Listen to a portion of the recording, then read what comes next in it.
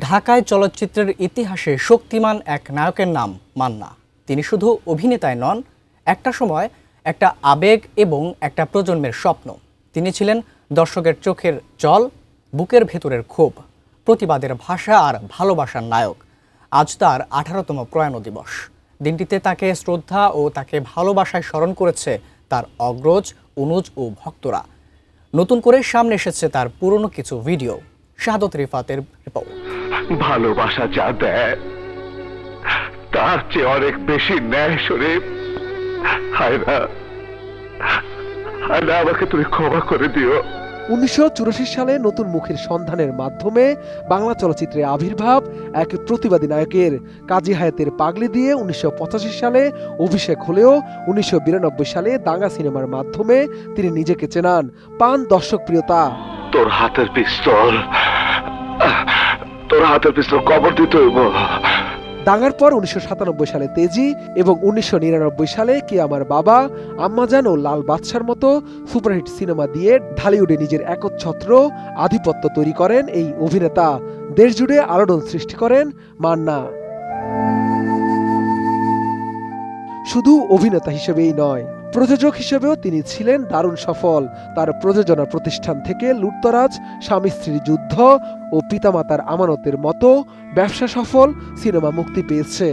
ভালো কাজের জন্য তারা আমাকে পাশে পায়, আর অন্যায়ের বিরুদ্ধে আমি সবসময় প্রতিবাদ করি। সে যেই হোক না কেন, অন্যায় যদি কেউ করে সেটা আমি প্রতিবাদ করবই, আর যদি ভালো কেউ কোনো কাজ করে তার সাথে আমি থাকি।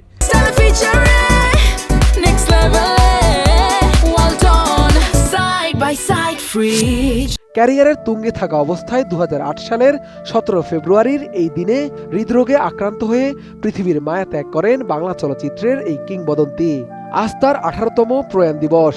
দিনটিতে তাকে শ্রদ্ধা ও ভালোবাসায় স্মরণ করেছে তার অগ্রজ, অনুজ ও ভক্তরা।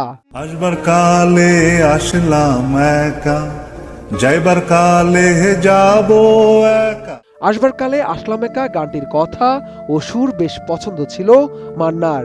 প্রায় তিনি গানটি শুনতেন, কিন্তু কে জানতো এত তাড়াতাড়ি না ফেরার দেশে পাড়ি জমাবেন এই দর্শক নন্দিত অভিনেতা। খোদ মান্নারই ছিল অনেকদিন বাঁচার ইচ্ছে। অনেক বছর আগের এক সাক্ষাৎকারে মান্নাকে প্রশ্ন করা হয়েছিল কতদিন বাঁচতে চান। উত্তরে স্মিত হেসে এক দীর্ঘশ্বাস ফেলে নায়ক বলেছিলেন, বাঁচার অনেক ইচ্ছা, তবে ভাগ্যে কি আছে জানি না, আর অনেকদিন বাঁচতে চাই। কতদিন বাঁচতে চান? বাঁচার অনেক ইচ্ছা, তবে ভাগ্যে কি আছে জানি না। ওই সাক্ষাৎকারটির ঠিক কয়েক বছর পর 2008 সালের সেই দিনটিতে মান্নার মৃত্যুর খবর ছড়িয়ে পড়লে সারা দেশে এক ভারী শোক নেমে আসে। বিশেষ করে ঢাকার রাজপথ পরিণত হয়েছিল রণক্ষেত্রে। প্রিয় নায়কের শেষ বিদায়ে রাস্তায় নেমেছিল লাখো মানুষের ঢল।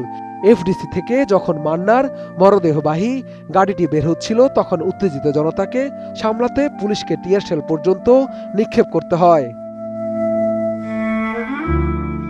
দেশের ইতিহাসে কোনো তারকার মৃত্যুতে এমন গণবিস্ফোরণ ছিল নজিরবিহীন।